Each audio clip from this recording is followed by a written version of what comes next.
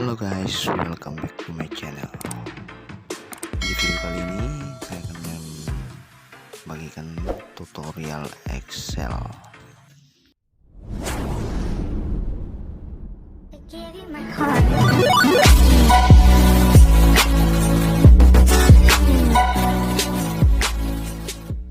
Untuk selanjutnya simak video berikut, jangan di skip ya guys. Oke, kita mulai. Yang pertama kita masuk ke aplikasi Excelnya dan kita lihat dulu ini ke page 2 nya. Kita tekan Ctrl P untuk print previewnya ya guys. Ya, belum ada judul di page 2 nya ya. Atur posisinya agar centering dari lembar kerja kita ya guys.